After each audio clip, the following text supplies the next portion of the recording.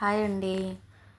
నేను మీ సుజాత. ఇవాళ అయితే మీకు 2 రకాల ఒక కారప్పొడి, ఒక గోంగూర ఆంధ్ర స్పెషల్ గోంగూర పచ్చడి చేసుకోవడం అయితే చూపిస్తాను. ఇదైతే కరివేపాకు చక్కగా తీసి మంచిగా దాంట్లో సాలిపురుగులు ఏమన్నా గుడ్లు అలాంటివి ఉన్నాయేమో చూసి నీట్గా అయితే చేసి కడిగి అక్కడ పెట్టుకున్నాను. దీన్నైతే మనం వేయించుకోవాలి. కరివేపాకు నేనైతే ముందు కరివేపాకు వేయించేసుకుంటున్నాను. ఇదిగోండి, మన ఇంట్లోది కదా కరివేపాకు.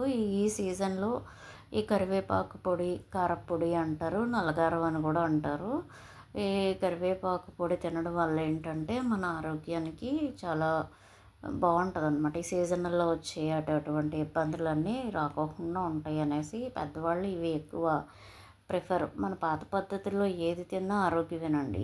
ఇంకో ఇలా అయితే మొత్తం వేయించి పక్కన పెట్టుకున్నాను. దీంట్లోనే అయితే నేను చిన్న గ్లాసు అంత అయితే పచ్చి శనగపప్పు తీసుకున్నా. ఎందుకు ఇవన్నీ శనగపప్పు ఎందుకు వేస్తున్నామంటే మనం విడిగా ప్రోటీన్ ఏమీ తీసుకోము కాబట్టి దీంట్లో మనం కొంచెం వేసుకున్న ప్రోటీన్ అందుతుంది అనే ఉద్దేశం నాది. ఇలా మిరపకాయలు అయితే ఒక 70-80 గ్రాముల వరకు తీసుకుని అవి కూడా అయితే వేయించేసుకున్నా. తర్వాత ధనియాలు వేయించుకున్నాను చిన్న గ్లాసుడు. ధనియాలు కూడా మనకి పొట్టకి చాలా చలవ చేస్తుందండి, బాడీ ఓవర్ హీట్ తగ్గిస్తుందని చెప్తారు కదా, అది అవి వేసుకున్నాను. మనకి కపదోషాలు అనేవి వస్తాయి కదా వానాకాలంలో, అలాంటివి రాకోకుండా ఉంటాయి ఇలాంటివన్నీ తింటే. నెక్స్ట్ అయితే నేను ఉప్పు కూడా వేయించుకుంటాను. కరివేపాకు కారంలో అయితే మనం చింతపండు వేయం. నేనైతే ఇది చింతపండు కూడా వేసుకుంటున్నాను, ఎందుకంటే ఇది హాస్టల్లో పట్టుకెళ్తాను అన్నాడు మా బాబు. అందుకని అయితే కొంచెం నోటికి బాగుంటుంది అని చింతపండు కూడా వేసుకుంటున్నాను. ఇలా ఉప్పు అయితే తడి అంతా పోయేదాకా వేయించుకోండి, నిల్వ ఉండాలి కదా కారపొడి, అందుకని చెప్పి ఇలా అన్నీ అయితే ఒక ప్లేట్లో తీసుకున్నా. అలాగే జీలకర్ర వేసుకున్నా. జీలకర్ర ఏంటంటే మనకి అరుగుదల అనేది బాగా జరిగేలాగా చేస్తుంది, అందుకని చెప్పేసి జీలకర్ర కూడా వేసుకున్నాను. నేనైతే జీలకర్ర ఎక్కువ వాడతాను.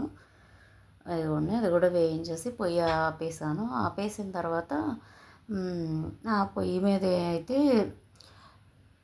కొంచెం అంతసేపు జీలకర్ర అనేది తిప్పాను, ఎందుకంటే మంట ఎక్కువైతే జీలకర్ర అనేది మాడిపోయి ఫ్లేవర్ అనేది మారిపోతుంది, టేస్ట్ బాగోదు. ఇవన్నీ అయితే ఇలాగ ఆరబెట్టాను కింద, ఎందుకు ఆరకోకుండా మిక్సీ పడితే మిక్సీ పాడైపోతుంది కదా, అందుకని.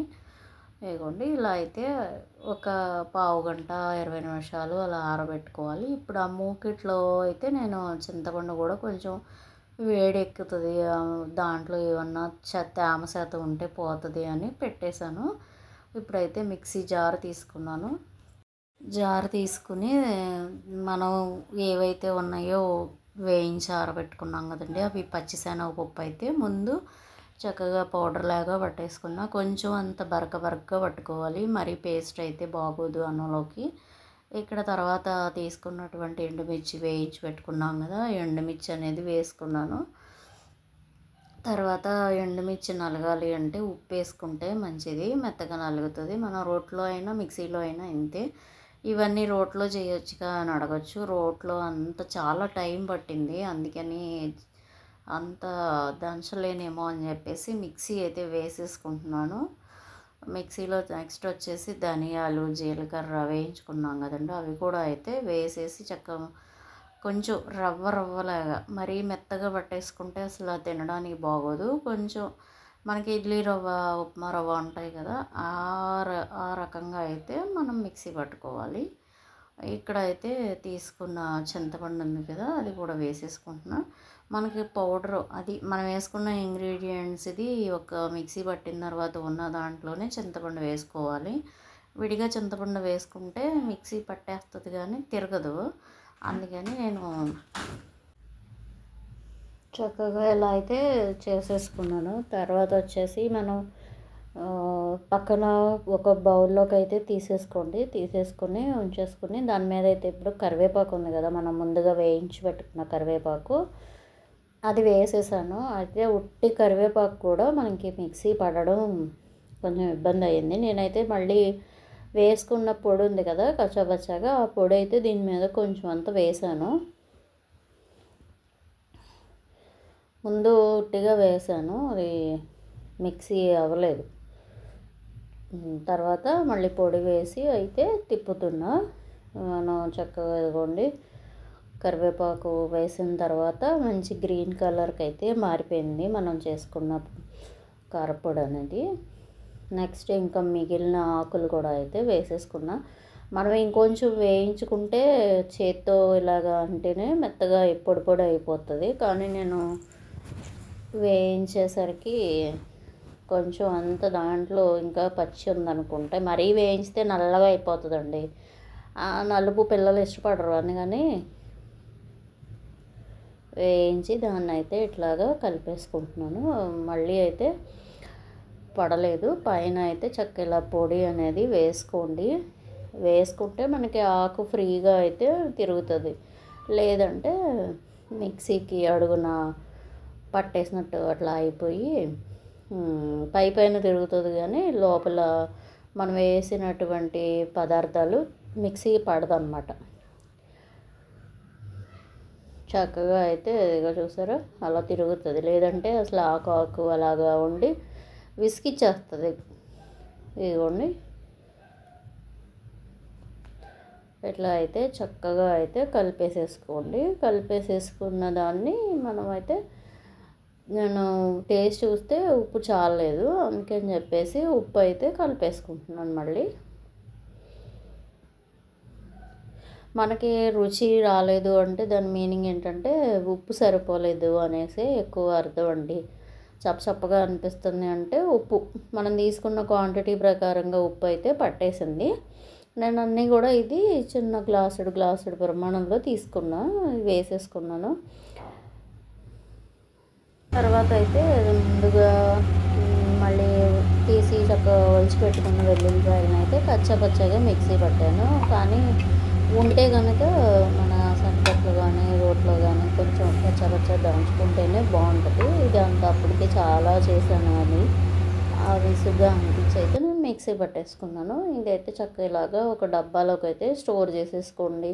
ఇది ఇంచుమించు మనకి ఒక నెల రోజులైతే ఫ్రెష్నెస్ ఉంటుందండి. ఎందుకంటే మనమేమీ బయట ఎక్కువ కొని చేసింది లేదు, అట్లాగే అన్నీ కూడా ఇంట్లో చక్కగా మన చేత్తో మనం చేసి ఎంత రెడీ చేసుకున్నాం కదా, అది ఇక్కడైతే చక్కగా కొంచెం అంతసేపు అయితే ఆరబెట్టుకోండి. ఆరబెట్టుకుంటే మనకి వాసన అది రాకోకుండా ఉంటుంది. ఇక్కడైతే గోంగూర అన్నాను కదా, ఇంకొంచెం గోంగూర ఎవరో ఇచ్చారు, అది ఇది కలిపి అయితే ఇలాగా మిరపకాయలు తీసుకుంటున్నా. ఇక్కడ దగ్గర దగ్గర ఒక 20-30 మిరపకాయలు అయితే బ్రౌన్ కలర్ వచ్చే వరకు వేయించేసుకున్నా.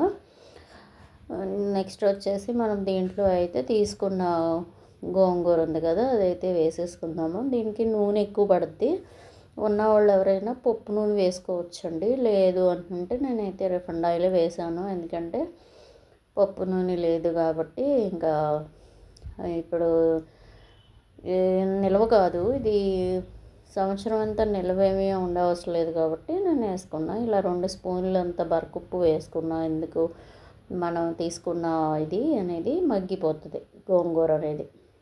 అదైతే పక్కన పెట్టేసుకుని ఇవన్నీ ఆరిపోయిన తర్వాత ఇవి కూడా సేమ్ మనం మామూలు అన్ని పచ్చళ్ళకి చేసుకుంటున్నట్టుగానే చక్కగా అయితే మిక్సీ పట్టేసుకోవడమే. దీంట్లోనే అయితే కొంచెం అంత చింతపండు కూడా వేసుకోవచ్చు.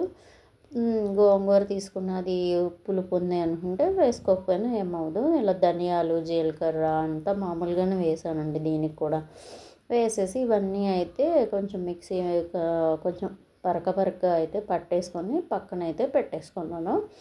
వెల్లుల్లిపాయ పేస్ట్ ఉంది కదా, వెల్లుల్లిపాయ కూడా అయితే నేను తీసి చక్కగా పక్కన పెట్టుకున్నా. ఇది మిక్సీలో వేసేంత వేస్తే పేస్ట్లా బాగోదని ఇలా సన్నికట్లో అయితే వేసి నూరుతున్నాను. నూరి దీంట్లో అయితే కలిపేసుకున్నానండి. అదిగో చక్క అంతా కలిసేలాగా ఈవెన్గా అయితే కలిపేసుకోవాలి. ట్రైపాడ్ చిన్నది పోయింది, అందుకని ఇంకా చేత్తో తీస్తున్నాను కదా, దానివల్ల కదిలిపోతుంది. ఇప్పుడైతే దీనికి కూడా సేమ్ తాలింపది వేసేసుకుందాము. చక్కగా పప్పులు అయితే నేను బాగా ఎక్కువగా వేస్తాను తాలింపుల్లో. మనం విడిగా తిన్నాం కాబట్టి ఇలాగ తాలింపుల్లో తింటే మన బాడీకి ఎంతో కొంత ప్రోటీన్ అనేది వస్తుంది అనేది నా ఆలోచన అండి. అంతే.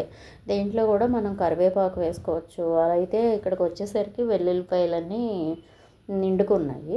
ఇంకా అందుకని చెప్పేసి వెల్లుల్లిపాయ తాలింపులో వేయలేదు. వేయకోకుండా మామూలుగా మిగతా పోపులన్నీ వేసేసి అట్లాగే వచ్చే కరివేపాకు కూడా వేసుకున్నాను. కొంచెం అంత ఇంగువ కూడా వేసుకున్నాను. ఇంగువ వేసుకుంటే వాసన బాగుంటుంది కదా, అందుకని చెప్పేసి చక్కగా ఇలా చేసి పెట్టుకుంటే మనకి ఈ పచ్చడి అయితే 2-3 నెలల నిల్వ ఉంటుందండి. ఇదేనండి ఇవాళ పచ్చళ్ళ రెసిపీ, కారప్పొడి రెసిపీ. ఇంకో వీడియోలో మళ్ళీ కలుసుకుందాం. Bye bye.